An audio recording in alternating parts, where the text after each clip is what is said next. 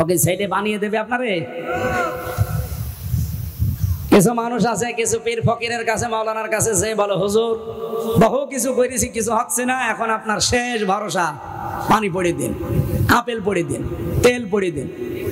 সেদিন বগুড়ায় একজন এসেছিল আমার কাছে, এসে বলছে হুজুর এই আপেলটা পড়ে দিন।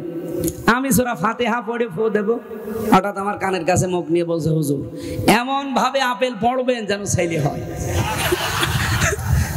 আমি আপেল ফেলে দিলাম। হুজুর আপেল কই? ফেলে দিস কেন? আরে ভাই আপেল পড়ে যদি ছেলে হইতো আমার 3টা মেয়ে হইতো না। আপনি দরকার হয় আমারে আপেল পড়ে দেন, আমি ম্যাডাম রে খাওয়াই। এত আপেল পড়ায়, এত পানি পড়ায়, তা পরপর 3টা মেয়ে, আর আপনি এসেছেন আমার কাছে আপেল পড়ি ছেলে হচ্ছেন। কি বিশ্বাস মানুষের দেখলেন?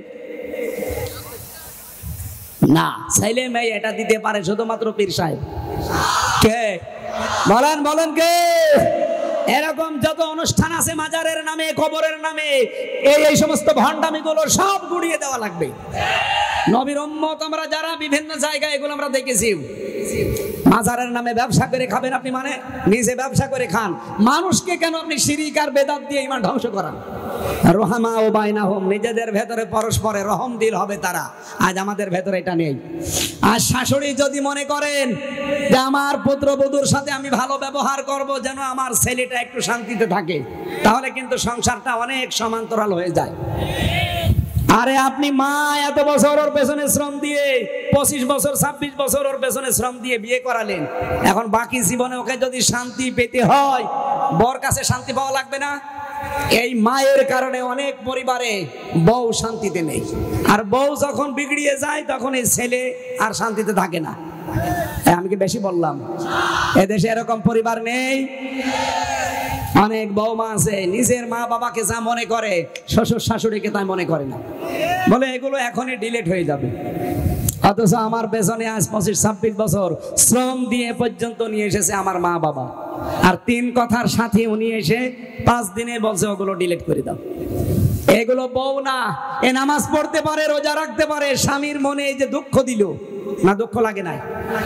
দুঃখ লাগে নাই মানে এরকম দুঃখ পাওয়া স্বামী এই এলাকায় নেই। কারা কারা দুঃখ পেয়েছেন হাত তোলেন তো।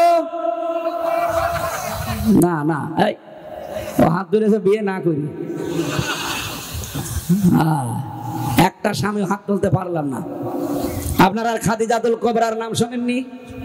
জীবনে কোনোদিন 1 ওয়াক্ত নামাজ পড়েননি, একবারও তিনি রোজাও রাখেননি, একটা দিনও তিনি পর্দাও থাকেননি, জীবনে 1টা টাকা তিনি যাকাত দেননি, হজ করেননি জীবনে 1টা দিন।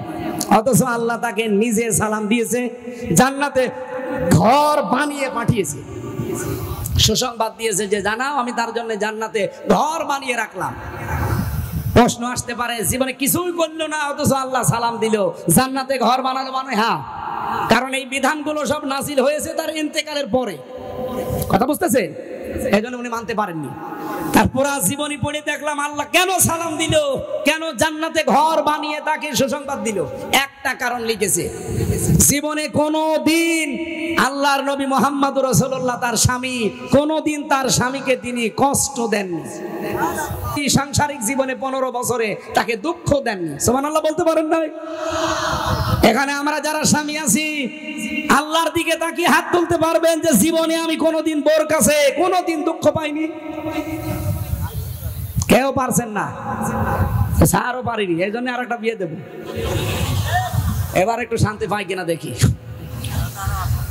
না হচ্ছে না ভাই। সম্মানিতা মা মেয়েরা এসেছে, সম্মানিতা মা বোনেরা, অনেকে মনে করে আমি নামাজ পড়ি, রোজা রাখি, কালো বোরকা পরি, আমি জান্নাতে যাব না। যাবে কে? জান্নাত।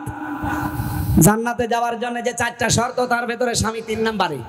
নবীজি বলেন কোন স্ত্রী লোক যদি মারা যায়, স্বামী যদি তার লাশ দেখে বলে আমার বউ কিন্তু আমার মন মতো ছিল, আমি সব বিষয়ে তার উপরে খুশি, বিশ্বনবী বলেন ওই মহিলা জান্নাতি।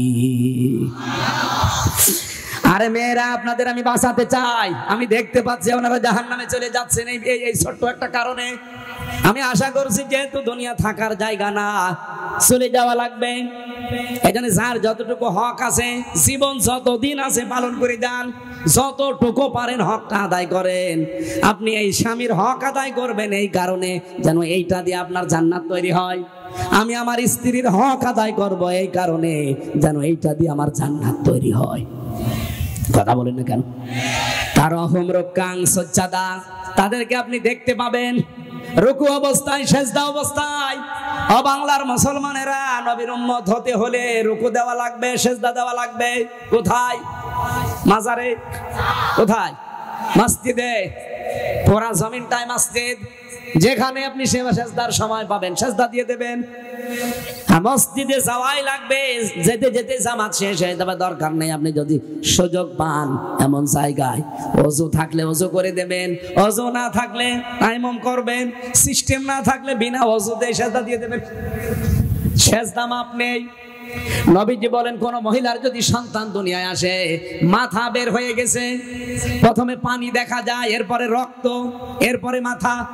যদি পানিটা দেখা যায় লজ্জাস্থানে, এই অবস্থায় যদি মনে হয় যে নামাজের সময় হয়ে গেছে, এই মহিলাকে তুলার ভেতরে বিছিয়ে দাও আর বলো যে নামাজ পড়। এত দামি সেজদা। আর আমরা চার দোকানে বসে গল্প করতে করতে আসরের নামাজ পড়ি না। দাঁত মুখ খুলে ফেলা লাগবে যদি ইসলাম থাকতো। বলেন, ইয়াবতাগুনা ফাদলাম মিনাল্লাহি ওয়া রিদওয়ানা। 5 নম্বরে তারা সব সময় আল্লাহ কোন কাজে রাজি আছে ওই কাজ অনুসন্ধান করে বেড়াবে। এই পৃথিবীতে আল্লাহ যত কাজের উপরে রাজি, সবচাইতে বেশি রাজি এবং খুশি আল্লাহর দিন, আল্লাহর জমিনে যারা কায়েম করে তাদের উপরে। আল্লাহ আমাদেরকে আয়াতটা মেনে নবীর উম্মত হয়ে কবরে যাওয়ার তৌফিক দিন, আমিন। আমার কণ্ঠ আর পারছে না, আজকের মতো মোনাজাত করছি আপনাদের নিয়ে। আগামীতে এই যে পাশে 4-5 কিলো দূরে অভয়নগরের ভেতরে একটা মাহফিল দিয়েছে একটা ছেলে, মনে হয় 16 তারিখে। ওখানে আপনাদের দেখা হবে ফুলতলা বাজার ময়দানে একটা মাহফিল আছে অধ্যাপক মিয়া গোলাম পরোয়ার সাহেবের মাধ্যমে।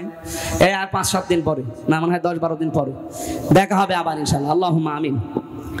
লা ইলাহা ইল্লা আনতা সুবহানাকা ইন্নী কুনতু মিনাজ জালিমিন। এই মোনাজাতটা করে যান ভাই, বসেন বসেন, মোনাজাত করেন, মোনাজাত করে যান, বসেন। আর মোনাজাতের আদব বসে করা।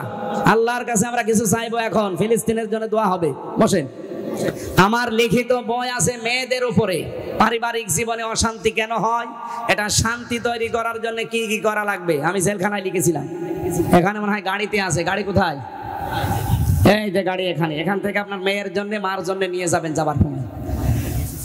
আল্লাহুম্মা গফিরলি ওয়ারহামনি ওয়াহদিনি ওয়াফিনি ওয়ারযুকনি ইয়া রাব্বাল আলামিন। নড়াইল জেলার মির্জাপুর এলাকাবাসী কোরআনে কারীমের তাফসীর মাহফিলের আয়োজন করে আল্লাহ তাআলা যতগুলো কথা কোরআন থেকে শুনেছি মেনে চলার তৌফিক দাও। সওয়াব যদি দিয়ে থাকো নবীজির রওজায় বসিয়ে দাও। যত মানুষ মাটির নিচে ঘুমিয়ে আছে এদেরকে তুমি জান্নাত দিয়ে দাও।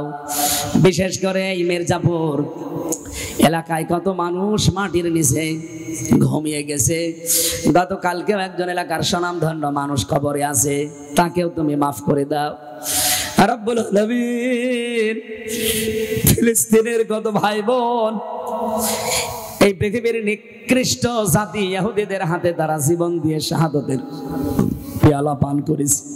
আল্লাহ এই মানুষগুলোকে শাহাদতের সর্বোচ্চ মাকাম দিয়ে দাও। মসজিদে আকসাকে তুমি বাঁচাও। আল্লাহ তাআলা মোনাজাত করা ছাড়া এই জায়গা থেকে আমাদের অন্য কিছু করার মতো সামর্থ্য নেই। মনে মুমিনের মোনাজাত তুমি জানিয়েছো এটা একটা হাতিয়ার। আর দোয়া ও মখলে বাদান, দোয়া ইবাদতের মগজ।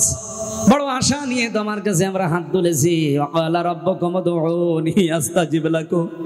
তুমি বলেছো আমাকে ডাকো, আমি ডাকের সাড়া দেব। এজন্য বহু বড় বড় মানুষ নিয়ে, বহু নেককার মানুষ নিয়ে হাত তুলেছি।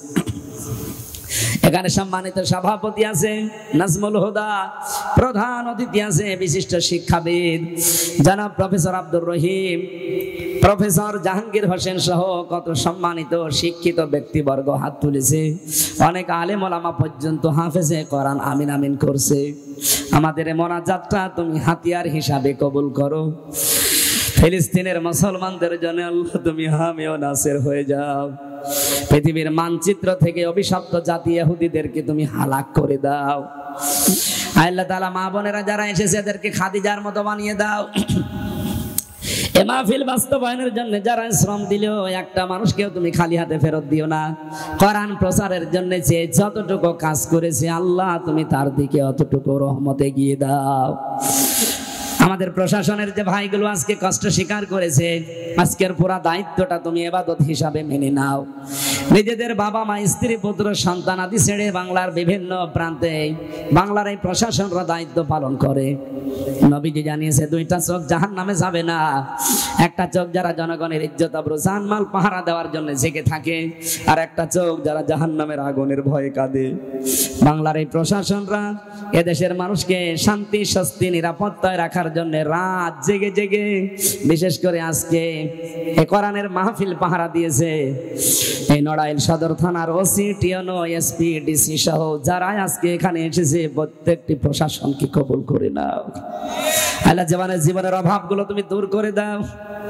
প্রশাসনের উপরে বাংলার মানুষের এখনো যে ক্ষোভটা আছে আল্লাহ, কিছু জালেমের কারণে এগুলো হয়েছিল, এই অবস্থাটা তুমি পাল্টিয়ে দাও। আমি তো দেখেছি কাছ থেকে তারা কি পরিশ্রম করে, যত পরিশ্রম তারা করছে আমি আবার প্রশাসনের উপরে দোয়া করি আল্লাহ তাদেরকে তুমি কবুল করে নাও। রব্বুল আলামিন অনেকে পরীক্ষা দেবে, এসএসসি দাখিল, এদের পরীক্ষায় কামিয়াবি হওয়ার তৌফিক দাও।